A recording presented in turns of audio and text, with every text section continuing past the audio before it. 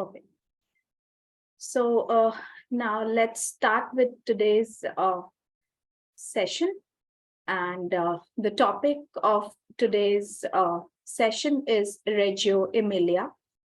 If you are not aware of this approach, here your resource person, me, Aarti, is here to, give you a brief knowledge about that, though it is a very wide topic and it is a beautiful learning approach which we can inculcate in our classrooms.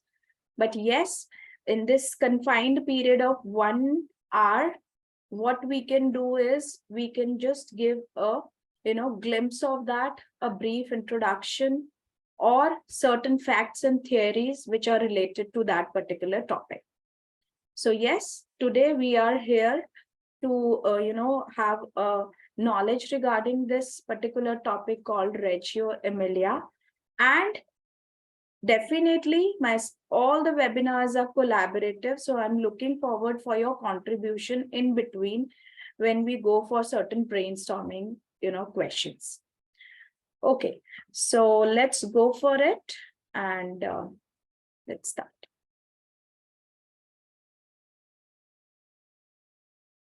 Great. So the topics which we are going to cover today, they are: what is Reggio Emilia? Who is the founder of Reggio Emilia? What is the role of a teacher? What is the nature connect? This element is here in Reggio Emilia. So we are definitely, put some light on this nature connect as well. Then we'll talk about the language development using natural attributes. So yes, it is of course a concern of a teacher that how am I going to implement a particular approach?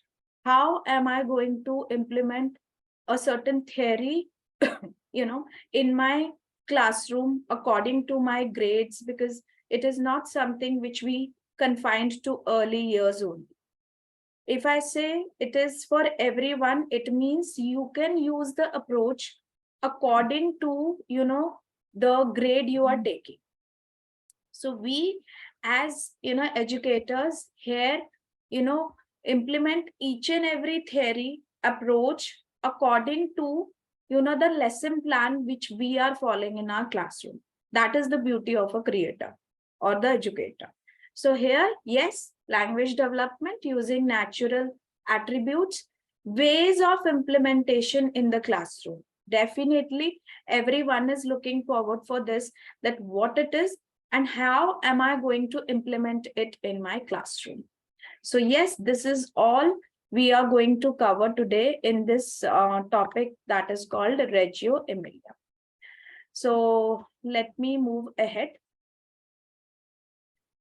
Now, Reggio Emilia is definitely, it is an approach. The name is saying something. We'll go into that as well. And what is my role as a teacher? How am I going to use that? Because we use number of approaches in the classroom. Sometimes we are actually not aware of which approach am I using. So I should be very clear with the approach, theory, model, which I am using, because it is actually required, because we, have number of children in the classroom, and we as educators deal them on the basis of different strategies, because every child is unique. This is what I say in my most of the webinars, that yes, we have diversity in our classroom, so only one single approach won't work. Definitely. And it is required to change, approaches according to, sessions or weekly, or you can say daily. It is not possible, definitely. So yes, we can plan our lessons, we can plan our sessions, that every time the child will feel, okay, now the teacher is doing something new in the session today. So that is what my prime motive for sharing this session is, making your sessions interesting, and somewhere lead to the learning and student achievement as well. Very interesting. So here I can see this is a beautiful setup. Now in this setup, you can see certain attributes are there, different attributes. Dice, I can see dice, I can see pebbles, I can see created mushrooms, there are certain dots on them, right? And you can see carefully if you are watching it, the dots, they are different in numbers, isn't it? Then I can see certain templates of numbers. Then I can see this card. So what am I getting here? What idea am I getting here? Anyone? Yes, teachers, let's contribute. What idea you're getting from this setup? What am I going to do today? What is my planning for this day? Yes. What do you think? What is going to happen if this setup is there? Right? Maybe I'm going for after and before. Maybe I'm going for addition. Maybe I'm going for subtraction. So yes, for maths session, I have created this, setup. Numbers, patterns. Patterns, yes, definitely. For patterns, I will share the next incoming slides, right? So yes, definitely my numeracy session. This is my numeracy session for which I have planned. But it is in a Reggio Emilia manner. It means I am somewhere using natural resources. Here, the natural resource which I can see is the pebble. So Reggio is somewhere related to nature in a very simple word, if I can say. Reggio Emilia's approach, which is saying that you can use nature in your learning. As you can see my background, it is of nature only. So that is what we are inculcating in today's session, that yes, we can use natural nature resources in our learning, right? Making it in a different manner interesting for the child, ultimately, right? Now let's proceed further. What is going to be next? Okay. Now, what I can see here, yes, please contribute. Here I can see 4 pictures in one single template. Here I can see pebbles. Here I can see, leaves. Even I can see seashells. Okay. And children are doing number of things from them, right? So these attributes can be used for different, lesson plans. That is my, approach, how I'm doing it in my classroom. That is something interesting, right? So here, of course, you can implement Reggio Emilia in your classroom, and it can be implemented for any grade. I'm again repeating it. It can be implemented for any grade. That is my smartness as an educator. How am I doing that? And how I'm reaching that learning objective using them. Very interesting. Now let's go for this one. Great. So we, as facilitators in the classroom, do such kind of templates. Definitely, I think you people are going on with such, templates in the classroom, creating, letters and all. And the journey goes on till higher grades according to their concepts. Very simple. So here I have used natural resources, any, nature loving thing which is available, and I'm relating the children with the nature somewhere, because I'm using the natural thing. That is nothing but a Reggio Emilia. Very simple, in simple words, right? So here I can see, pebbles are there, sticks are there, right? Seashells are there, glittery pebbles are there. So these are all something which are not actually, available in our classroom, but we have gathered from somewhere. Interesting. Just go for a nature walk in the school garden, gather certain attributes, take them in a bowl, give them to the children, and tell them that now you have to create something from them. That is what it is. That is what Reggio Emilia is. Now again, this is something, they are creating something.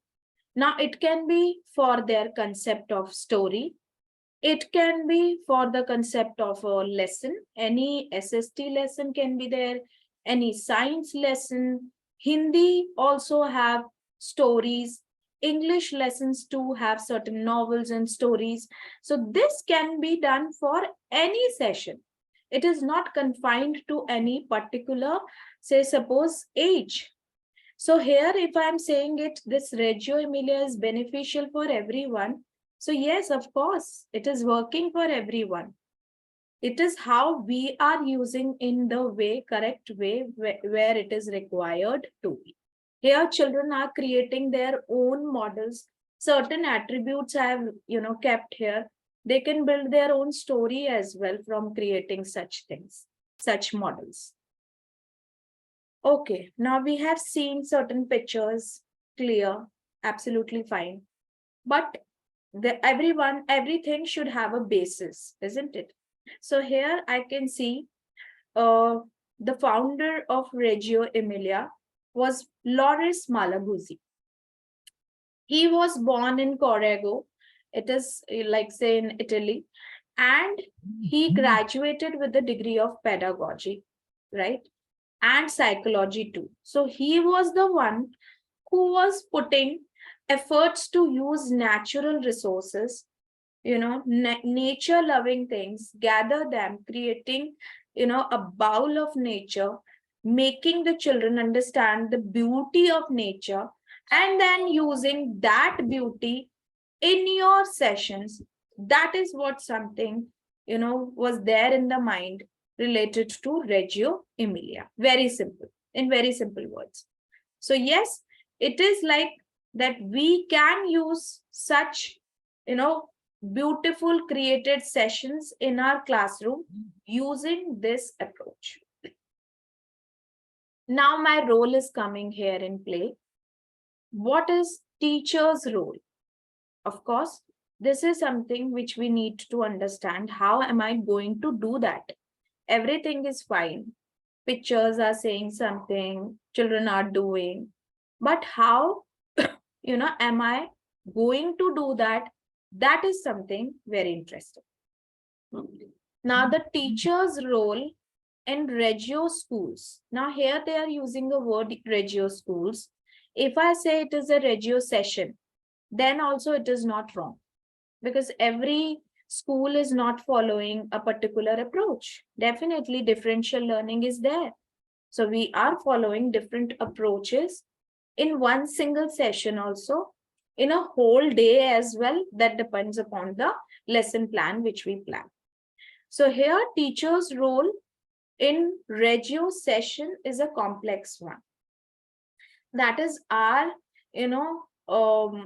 how we deal with a particular thing, how we deal with an approach, and we can bring that complexity to simplicity as well. That is what in our hand. Our first role is to be a guide alongside to the children. If I say be a guide alongside to the children, quickly come to the chat box. Let's talk about this. Be a guide alongside to the children. What do you mean by it?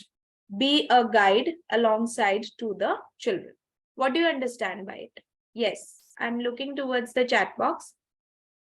Be a guide. I hope am I audible to everyone? Yes, am I audible to everyone? Yes, yes, ma'am, you are audible. Thank you so much. Yes, ma'am, you are. Yes, Okay. ma'am. Okay. Sorry. Now I want to discuss on this, be a guide alongside to the children.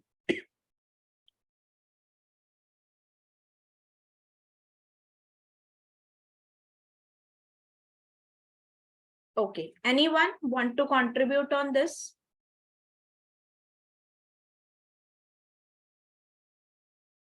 Okay. Be a guide alongside to the children means here maybe a directive learning is going on or may not be. Okay, I got few responses in the chat box. Look, quickly, let me have a look on that. Okay. Help children think and use the resources. Okay. Help and motivate the kids. Okay. Help and motivate the students. Great. Okay. Lovely. So be a guide. I am, actually a guide who is giving guidance.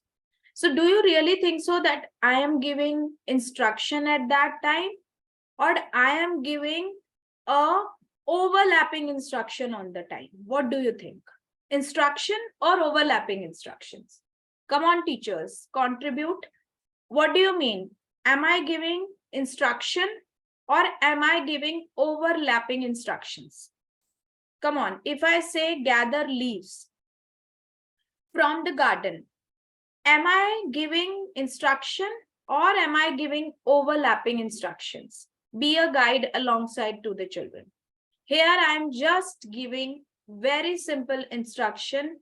Go and collect leaves. Very simple.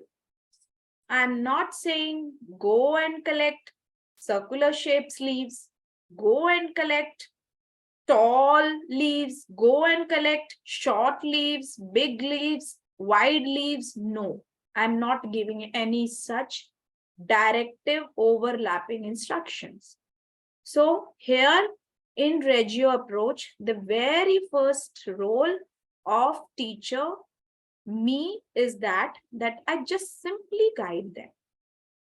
Very simple guidance I need to give them and let them explore.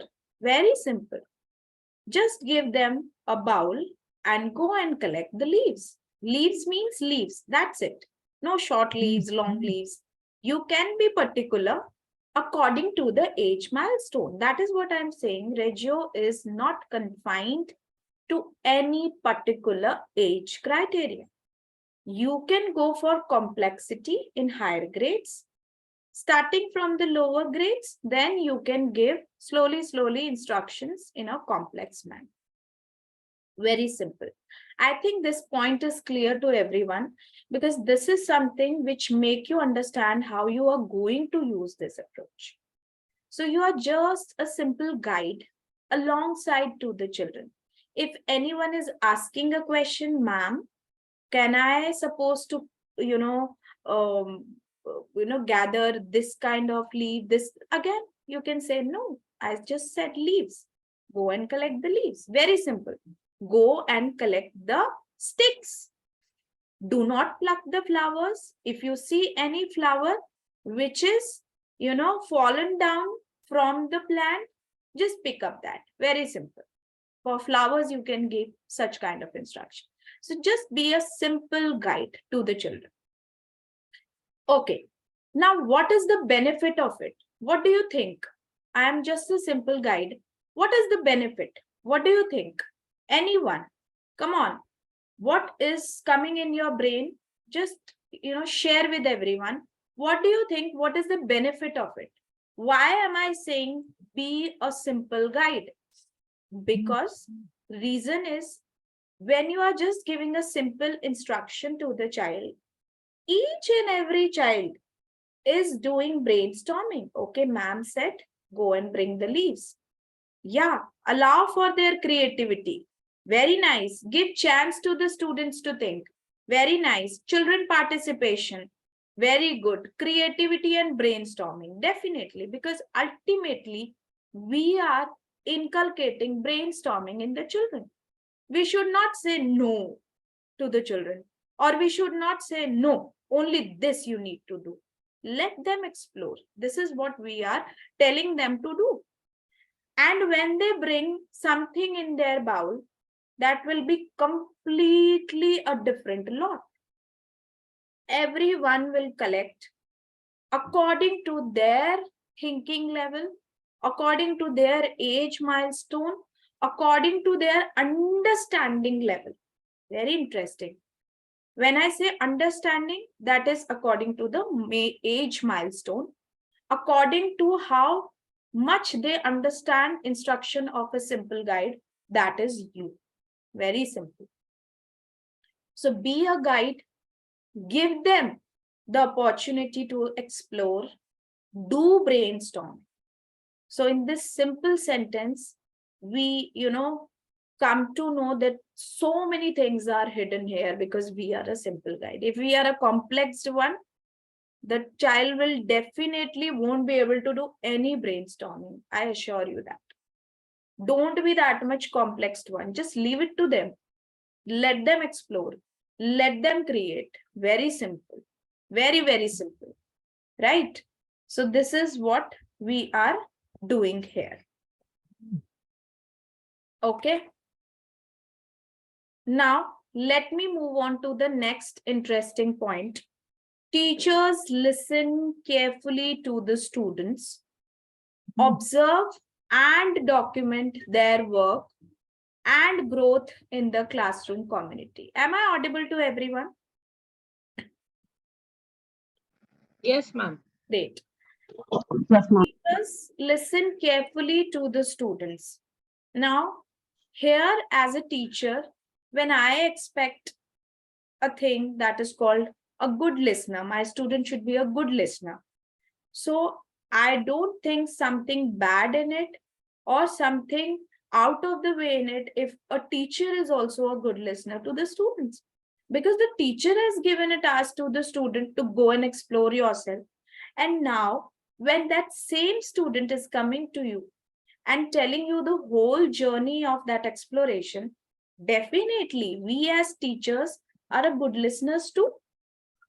I think I am on the right, way to make you understand that yes, the next step is listening only, because we have just given them that, open window to understand that, situation which we have given them. I hope I am, explaining it in a very simple manner that yes, we as teachers should listen carefully to the students. And now what next am I doing? After listening, I'm observing. So observance is something which make you understand the, what the child is actually thinking, how much wide the child is thinking, what different the child is thinking. Very simple. Because in my class, if I have 20 children or 15 children or 10, I have different lot at all. I cannot compare any child with any other one. I hope you all feel the same way, because definitely we cannot, say that these two children in my class are same. We cannot say like that. Maybe in one approach or any other approach, they are different. So here it is very simple even for you to understand and observe them, because you have just given them the task. They are coming to you, they are saying something, you are understanding, you are observing, and then you are creating a document. Very simple. When we say we create an anecdotal record, or when we say we create any observation document, or when we say we are creating a growth chart of the student in the classroom, then this is something which is, and I think is working good. Very simple. You will get a complete different model from every child. And that will give you a clear-cut idea that how, wide the thinking of the child, how differently the child is thinking, and how differently the child is going for that particular approach. Very simple. I think it is clear to everyone what is my role when I go for such approach. Now the next one is teacher organize the environment. If I say teacher organize the environment, what do you understand by it? Anyone? If I say the teacher is organizing the environment, organizing environment means what? Can I organize the natural environment? Is it possible for me? Yes, I'm getting the responses in the chat box. Okay. Okay, yes. When creating a setup. Okay. So what do you mean creating a setup? Can I create a setup every time in the classroom? Should I confined with that, cube learning every time? Is it possible for me to create the natural setup in the classroom every time? No, it is not possible for me. So I should, split the lots. It is not even possible for me to send the whole class at the same time. It is not possible. Sometimes, no. Yes. So we have to, making the, the time frame, we have to make the group frame as well for this. That, okay, this is the day when my this lot is going. This is the day when my this lot is going. And this will definitely, give you an idea that, yes, my differential learning is also going on. Because one day I send that lot has created this. Then next day I send those 5 children, they have created this. And then you see a very diverse and differential learning of maybe a same topic or different topic that can be achieved. So organizing the environment that are rich in possibilities. Possibilities means what you are giving to the children. What you are saying, okay, go and collect the leaves. In the classroom, they won't be able to collect the leaves. Definitely, we have to send them outside. Okay, so possibilities should be there, and that invite the children to explore solving the problem, often in the small groups. Very interesting. If I say in the group, that is what I told you, send them in the group of small. Rather sending the whole bunch of class and snatching the things and doing, no. Make small group. In my previous session, I had talked about TPS, that is think, pair, and share. That is related to this only. Small groups. Thinking and then pairing and then sharing. TPS. That is what the main motive of a small group. If I have 3 children or maximum 5, that is sufficient for any group activity, not more than that. Then I go for the last point, very interesting. Often, classroom teachers work in pairs and collaboration, sharing information and mentoring between other educators. Now, this is again very interesting point. Right from the beginning, I'm coming to the last one. That is my role as a teacher in Reggio session. Here, I am sharing the information with my other educators. If you are a collaborative teacher, if 2 teachers are there in the classroom, that is the perfect one. But if there are no 2 teachers in the classroom, then what is to be there is like you have to, relate with your nearby co-teacher. Sharing the information, if say suppose 2 sections are doing the same activity or same, lesson they are doing, in that case, you are sharing the information and you can change yourself in different sessions, in different sections, and then you are doing, more brainstorming with the children, because every teacher is different. When I say every student is different, definitely every educator and every teacher is different, because the approach is different, right? We all are unique individuals. Our mindset, our way of approaching different ways is absolutely different. Though we are on the same platform listening to this, but our implementation, our, that neurological reaching from axon terminal to axon and dendrites is completely different, isn't it? So yes, this is the role of Reggio Emilia focused classroom teacher role. And if any doubt you want to ask for, please go for it, because this is something which is going to, benefit you. And I really want everyone to take advantage of this session and implement such things in the classroom, making your child and, students explore in a very good manner. So any questions, anyone related to this particular slide, please. Okay, I can see in the chat box. Okay, I hope you have joined late. So Reggio is nothing, but it is an approach, right? Reggio Emilia is an approach, right? Approach means it is a way how you are doing a particular session in the class, right? So it is nothing but it is a way. Okay, there are different ways, there are different models, there are different theories on which we work in the classroom. We take our sessions, we design our lesson plans. So this is one of them, very simple, in simple words. Reggio Emilia, it is an approach. Any other question? Anyone? Okay. Ma'am, is it same as Montessori?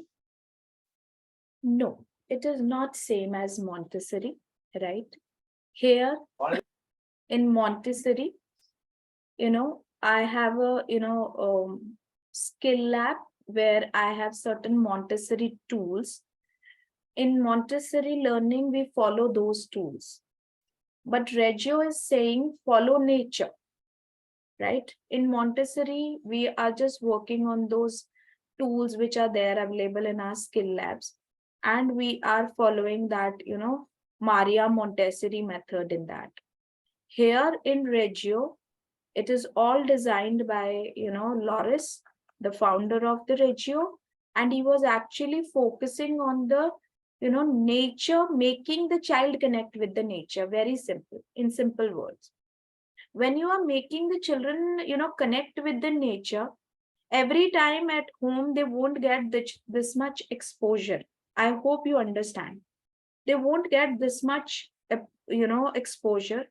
Naturalistic approach, yes, nature approach, it is fine to say, but the correct word for it is the Reggio Emilia, because this is actually, revolving right, around the whole nature.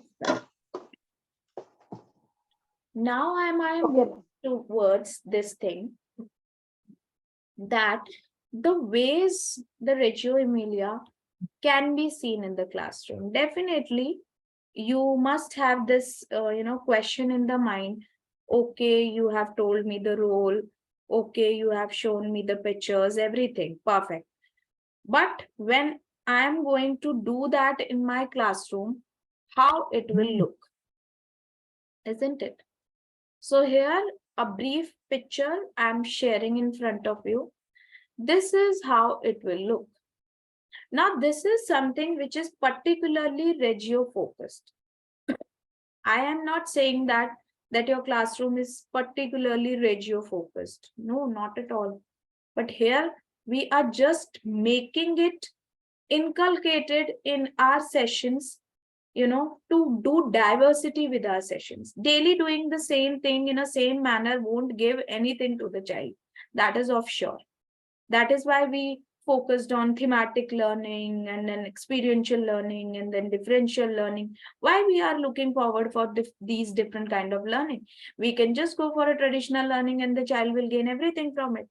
No, we are looking for, diversity.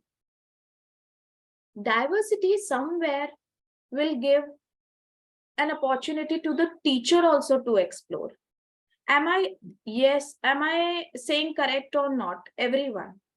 If I am saying that diversity is giving a window of exploration to the teacher also, am I correct or not?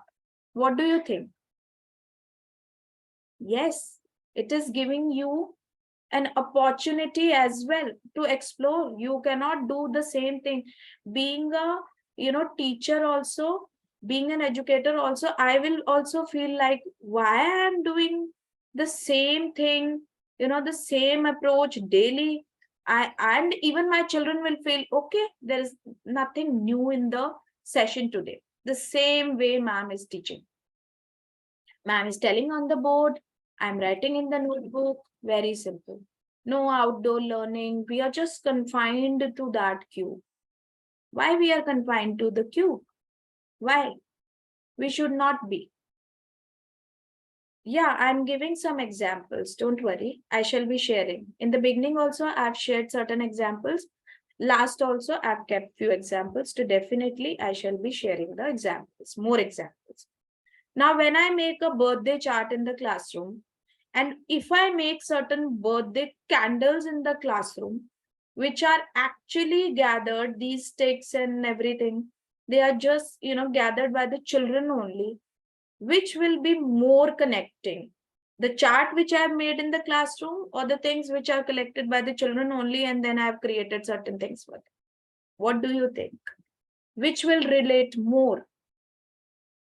If I am as a teacher just making certain things and just pasting in my classroom, doesn't make a sense.